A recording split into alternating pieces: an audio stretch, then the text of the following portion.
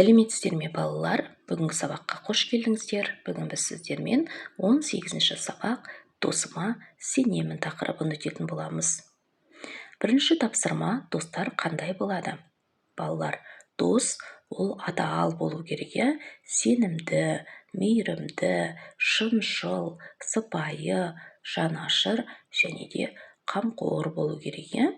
Мінекей, мына жерде көрсеткен досқа тән қасиеттердің барлығы біздің сенімді деген достарымыздың бойынан табылуы керек. Сол кезде достар нағыз дос, нағыз жанашыр, яғни нағыз бауыр болып табылады. Олай болса, екінші тапсырмаға назар аударыңыздар. Түсініп оқы: әтеш пен тоты құс. Ертегі. Ертеде аң мен құстардың ішіндегі ең әдемісі, ең сымбаттысы әтеш болыпты. Ол өте тәкаппар екен. Бірде аң мен не құспен сөйлеспейді. Оның жалғыз серігі тоты құс болыпты. Тоты құстың үстінде жөнді киімі де жоқ екен. Бір күні тоты құс әлгі кербез әтешке келді. «Досым, мен бүгін қонаққа бармақпын. Жөнді киімім де жоқ. Мына түріммен қалай барамын? Маған үстіңдегі әдемі киіміңді бере тұршы», деп жалыныпты. Әтеш досының сөзіне сеніп, үстіндегі әдемі киімдерінің бәрін шешіп беріпті. Тоты құс жасанып, киініп алады. Қай мезгілде келетінін айтады. «Егер мен кешіксем, дауыстап шақыр.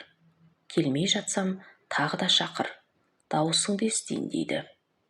Сөйтіп тоты құс әсем киініп тойға кетеді. Бірақ ол қайтып оралмайды. Әтеш тоты құс естісін деп үсті-үстіне шақырады. Ешқандай хабар болмайды.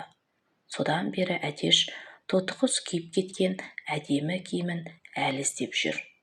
Таң атқаннан күн батқанға дейін айғайлап шақыра береді екен. Балалар, ертегідегі тәкаппар ол өзін басқалардан жоғары санау деген сөз. Сипатта. Үшінші тапсырма: мәтіндегі кейіпкерлерді сипатта. Тоты құс дос болуға лайық па? Жоқ балалар, тоты құс дос болуға лайық емес. Себебі ол әтешті алдап кетті. Ал бұл достың бойындағы қасиетке жатпайды. Әтеш тоты құсқа сеніп, өзінің әдемі киімдерін берді.